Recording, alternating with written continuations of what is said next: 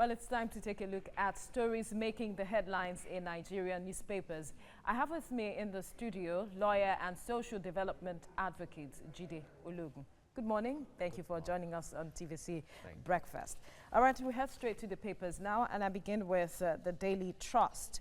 COVID-19, a lockdown violation, fear heightens over community transmission in states. People still gathering in markets, worship places. Interstate transportation on the increase. Only 0.1% of Nigerians tested. Experts warn of out-of-control scenario. And to the leadership newspaper, coronavirus, 80,000 SMEs, households jostle for CBN's 50 billion naira intervention fund. As PMB receives 21 billion naira donation from EU, vows to rejig health sector. Federal government traces 9,029 contacts, says 73% of COVID-19 cases are male. And finally, on the front page of the Daily Times, COVID-19, prepare for worst recession. IMF once projects a 3.4% drop in Nigeria's GDP in 2020. Says Nigerian economy to bounce back by 2.4% in 2021. All right, let's head straight to the leadership newspaper this morning, Mr. Ologun. About 80,000 SMEs, households are jostling for CBN's 50 billion naira intervention fund, which is one of the policy interventions by government. Is this a holistic approach to addressing the challenges that the pandemic is bringing up? It's quite impressive that at least we have that intervention on the table. It's a loan. We know whether it's a loan or not, at least it will go to a large extent to cushion the negative impact on businesses.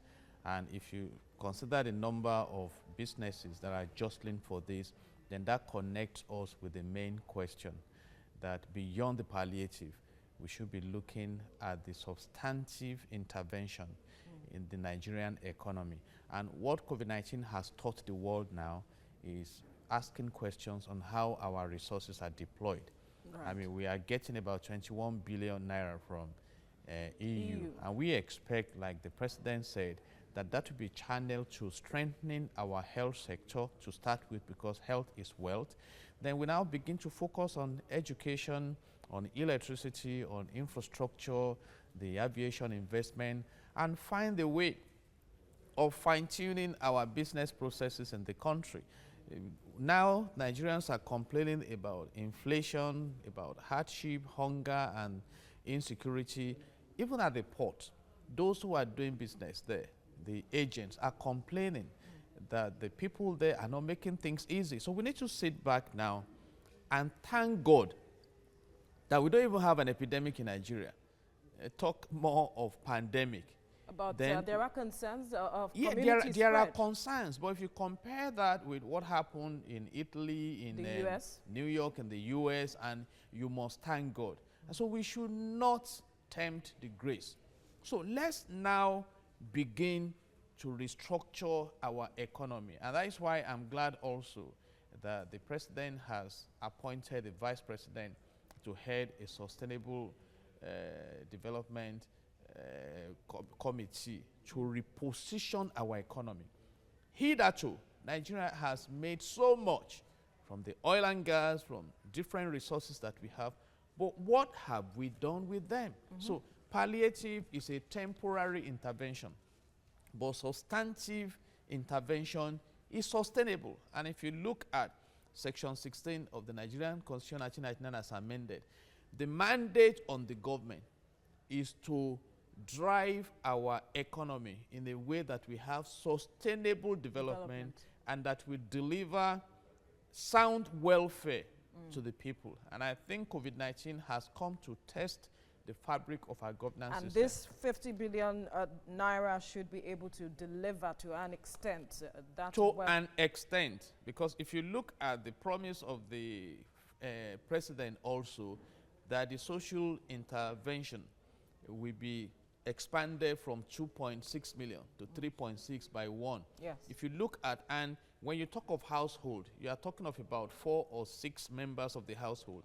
And you break that down to 200 million population. It's quite marginal. And when you even try to define the vulnerable, many lawyers are vulnerable now, many doctors are vulnerable, many professionals, many teachers, almost everyone. Yes. And we are still talking about 15 days lockdown. So you can imagine that we need to wake up now and imagine what a future with poverty sustained will be for Nigeria, and restructure in a way that we embark on a journey of prosperity. And we have all the resources. So what we need to do is engender the resourceful engagement of our resources. And that is the essence of having a government in place anyway. And the private sector will be willing to support. In fact, talking about this COVID-19 crisis management, the private sector has done so much in reaching out to the people. Absolutely. You know, Nigerians, we love one another. So do us that favor, so that post-COVID-19 we'll be talking of a new economy. Let's talk now about the 21 billion naira donation from the EU.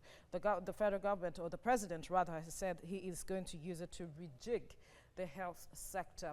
Now, if we are to do that, where would you want us to begin from? Because there's so much with regards to the health sector. Primary health is critical. I remember growing up in Okakoko in Ondo State that we had a maternity that attended to the needs of the people in that region. Then we had a general hospital at the local government level. So let's go back. It's about caring for the people. Equip our hospitals. Then we have spoken about a policy that will prevent public office holders from going abroad for treatment. And COVID-19 has come to test it. The Prime Minister of the UK, Boris Johnson, tested positive to COVID-19. He was treated in the UK, taken to an intensive care unit, and came out. He was not flown anywhere.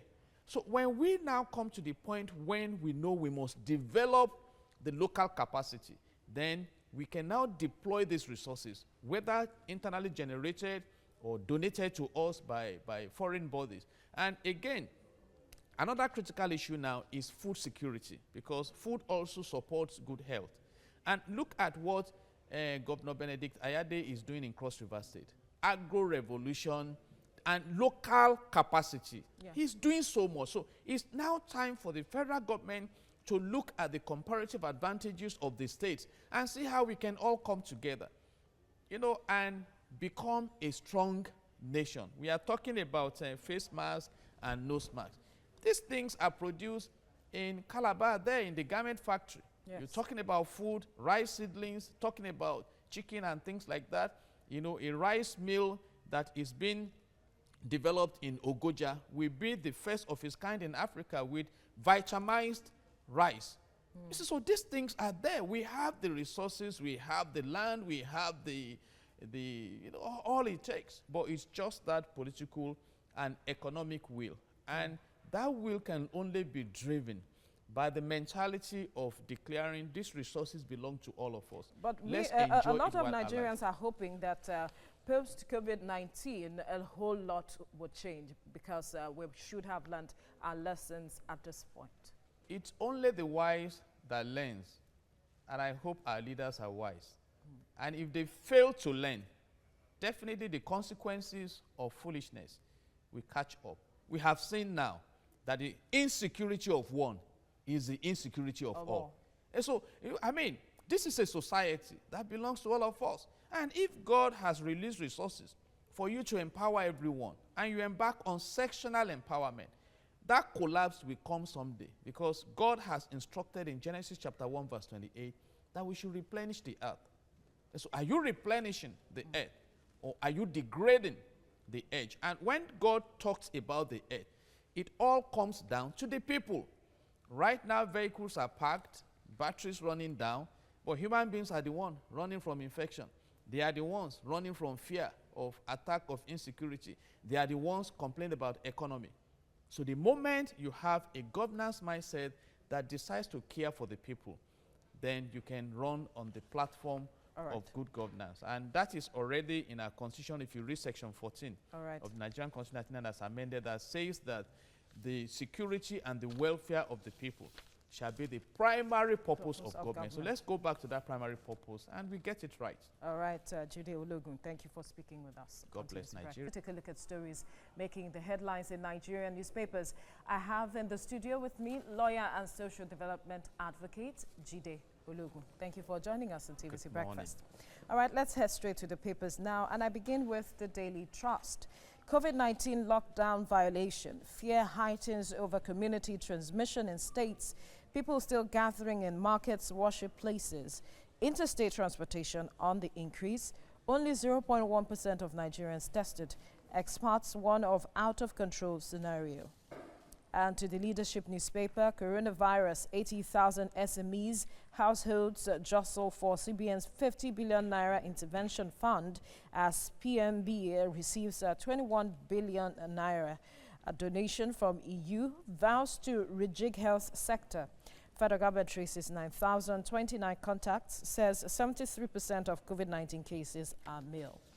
And finally, on the front page of the Daily Times, COVID-19, prepare for worst recession, IMF warns. Projects a 3.4% drop in Nigeria's GDP in 2020. Says Nigerian economy to bounce back by 2.4 in 2021. Let's look at the story on the front page of the Daily Trust. Now, there are concerns. Even the president, in his speech to the nation, raised this concern concerning community transmission in states. I wonder how concerning it is for you, looking at the fact that there is a lockdown in place and yet we are still seeing an increase in this transmission. And now people are questioning if really this lockdown is as effective as it should be, if it is even necessary, and if all the measures we are putting in place, social distancing, are necessary, looking at the numbers keep rising. Firstly, the measures are necessary because the infection spreads through contact, basically. And the social distances, we minimize that. The wearing of face masks and nose masks, we minimize that. And staying at home also, we minimize the contact. But here we are, there are two sides to this. All right. If people can be kept at home effectively through the provision of livelihood in the interim, they will stay. But we have a situation where about half of the Nigerian population is reportedly within the poverty bracket. And a huge percentage of this population earn daily wage. So they must go out. So if they should stay at home, something has to keep them at home. And don't forget that we also love large families here. Right. So you may find someone struggling to earn a living on a daily basis, having about 5 children and probably 2 wives. The home will be hot. So what I have seen is that the directive appears to be effective in theory, but not on the practical level. In fact, I have cases. If you try to drive out of Lagos on the Kara Bridge towards OP, you see remarkable transportation activities going on. And if you go out to Ikeja, for instance, around the Bodo market, you see people coming to the market to transact. So, and for many, they have not even embraced the reality of COVID-19. So for them, maybe the government is even deceiving them. What is this COVID-19? And some will even tell you, that now brings me to the question of if we really understand what these communities need and if we are using the community communicators effectively to drive the message across to them. That is not effective, really. But we have advised that going forward, it should be incorporated into the governance policy. For instance, there is a way you reach out to the electorate to canvass for their votes. Engage them after the elections. In fact, we've been advising some government interests that post-COVID-19, you need to reach out to the people. You need to connect with the people, because when you talk about orientation, it's about passing the message across to the people. But a situation where the people may not even trust the government. Some are even saying and with all the money people are donating, you should be able to give us money to do this. So there is that disconnect in communication, and public relations can help to sort that out. But how many of them really embrace the public relation tools that we have? And this is crisis management. Communication is key. And like I said, I hope we learn from this, because when you talk about good governance, it brings in participatory democracy. People, the government and the people should be on the same page. But that appears not to be the case now. You even look at the social investment, the social intervention, that there are issues. Some are saying we've been spending 12 billion naira monthly to give to the vulnerable. And people are saying, who are the vulnerable collecting this money? As at now, we are still arguing that the school children feeding, that is targeted at about 24 million children, we continue, even though schools are short. So you see several issues coming up that portrays the perspective that the government may not care for the people. And sometimes also, the laudable efforts of government fizzles away like vapor along the line. We've had reports where materials were handed over to politicians who cornered some of the materials and released pass-through to the people, who will judge the government based on what gets to them eventually. So these are all the issues. But if we continue to see the continuous rise in cases, it has its economic implications, because at this point, as we speak, the IMF warns of a worst recession that Nigeria also would be facing. I don't want anybody to plunge into the abysses of fear.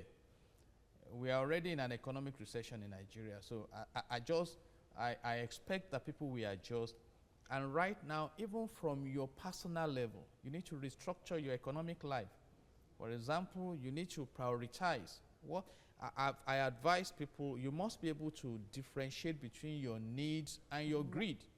Because before now, we have been spending money on unnecessary things. For example, Sarap is telling the National Assembly, the 37 billion you wanted to use to renovate the National Assembly, bring it out now. And give to and that's why we are saying the 120 billion naira that EU just gave us. If we have invested in agriculture, if right now we have food banks, the rice we were producing, if we have warehoused them, if we have electricity, we can store them effectively, nobody will be threatening us with hunger. But when the foundational structure is not there, it's a big problem. But the Chinese have a saying that the best time to have planted a tree was 20 years ago. The next best time is now. I expect that the government will first deal with insecurity in this land. Let farmers return to farm. Let's embark on agro-revolution. And I recommend Cross River State, where Governor Yade is doing a lot to the government. And interestingly, the CBN is partnering with him, and he is already connecting with the post-COVID-19 economy. Right. Let's care for the people. Look at, I was monitoring the Chief of Army Staff, who said that we will ensure insurgency doesn't last for about 50 years as in some country. And I pray to God, I said amen to that. So if anybody is looking at 50 years for this insurgency, then that means you want to paralyze Nigeria. Let the government go and deal with this Boko Haram, like the president of Chad did by leading the troop to bombard them. You see, when there is security in the land, people will be able to go out and do their businesses. Because right now, even though government has directed people to stay at home, it's difficult making them to stay at home. Right. And that reveals the kind of economy we have. We have a dependent economy. We need to empower the people. I like to make reference to what Sheikh Zayed, the founding father of the modern UAE, said, that wealth is not money. Wealth is developing people. And that is why we are saying, can we look at the brilliant efforts of Ogun State in agricultural business and look at all this, then see how we can come together as a nation and stop this divisive tendency and begin to enjoy the goodness of this land. It's still on record that in Zamfara State, the gold deposit there can earn that state $2 billion annually. And recently, we lost about 535 billion naira to illegal miners. Who are these illegal miners? We are spending so much money on insurgency and terrorism. No, under SWOT analysis, that is not allowed. You build on your strength. Right now, you see the glut that is in the global arena talking about our oil and gas. Yes. And the fact that we are even adjusting our budget. So we need to get wiser after COVID-19 and develop a nation that is characterized by sustainable development. And the United Nations has spelled these things out in the Sustainable Development Goals that will be evaluated in year 2030. So we hope that through resourceful leadership, we come out stronger and well there. Post-COVID-19. And the threats of IMF and all of them threatening us with poverty and hunger will not come to pass. Let's leave the discussion here now. Thank you so much, Jide Olugun, for speaking with us. God bless.